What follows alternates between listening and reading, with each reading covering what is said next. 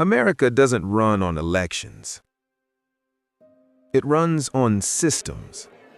And one of those systems controls every dollar you earn, save, or spend, even though most Americans were never taught how it works. This system isn't new. It was built quietly over decades, using banking, technology, and government authority. Tonight, we're uncovering the hidden mechanisms that truly run the country. In school, American history is taught like a story of presidents, wars, and laws. But real power doesn't move through speeches or ballots. It moves through money systems, trade agreements, and the quiet influence of elite networks. Who creates money? Who decides how it flows? Who gets access and who doesn't? To understand modern America, we have to go back to a moment when the country was still young. The year was 1790. Alexander Hamilton, America's first Secretary of the Treasury, was facing a monumental challenge. The nation was in debt from the Revolutionary War. The states were divided, and the public had no trust in centralized authority. Hamilton proposed the creation of a national bank. Not everyone agreed. Thomas Jefferson and his allies warned that centralizing financial power could be dangerous. But Hamilton's vision went forward.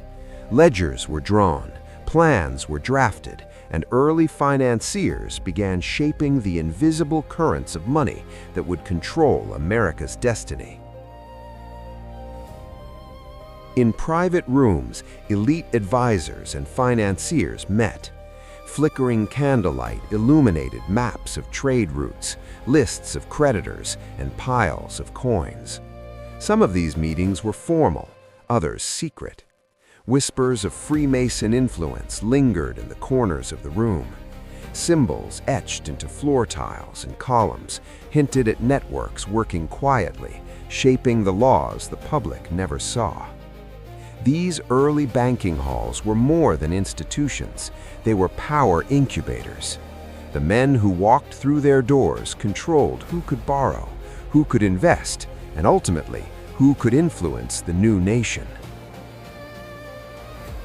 At the same time, the average citizen traded goods at the docks or in local markets, unaware that invisible hands were steering the economy.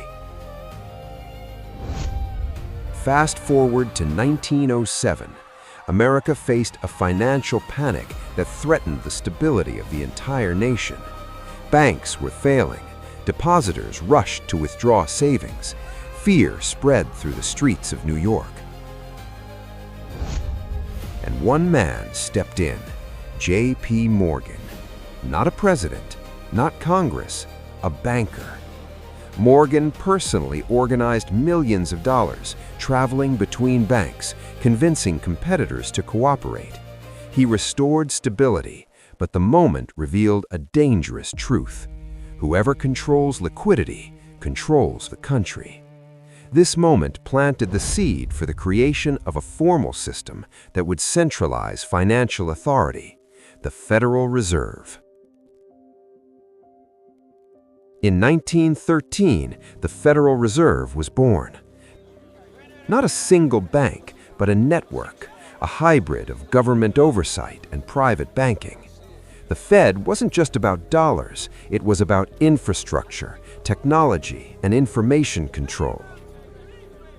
Ledgers, clearinghouses, telegraphs, and early communication networks allowed money to flow invisibly, faster than anyone could track.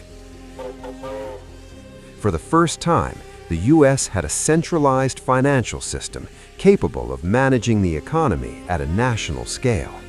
And yet, the public rarely understood its power. Meanwhile, the Gilded Age was transforming the country. Railroad magnates, industrial tycoons, and financiers consolidated wealth. Boardrooms in marble halls decided the fate of millions. Factories employed thousands of workers under harsh conditions, producing the engines of capitalism. Wall Street's trading floors became chaotic theaters of information. Ticker tapes spilled endlessly, telegraphs buzzed with market data, and deals were struck in seconds.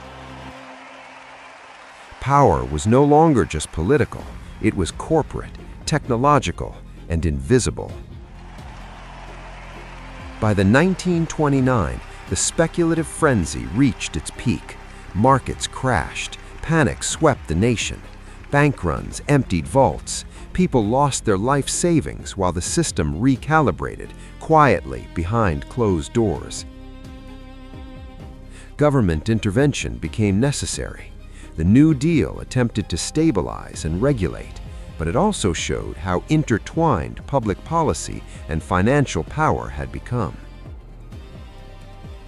Even today, these moments echo. They remind us that financial infrastructure dictates the lives of ordinary citizens. As decades passed, technology accelerated control. Mainframe computers processed transactions in banks.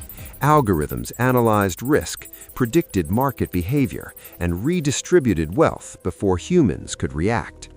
Money stopped being physical. It became information.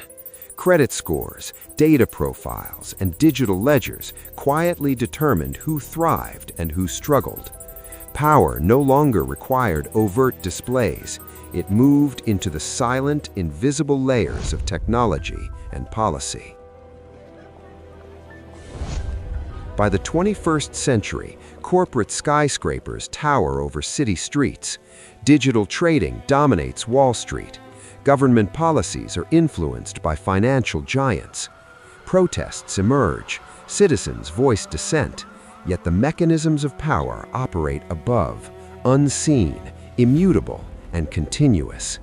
From algorithms to high-frequency trading servers, from credit reports to surveillance of economic behavior, the Republic is no longer just a government.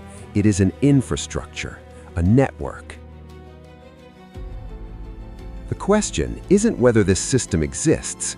The question is, who understands it and who doesn't? This is the real Republic.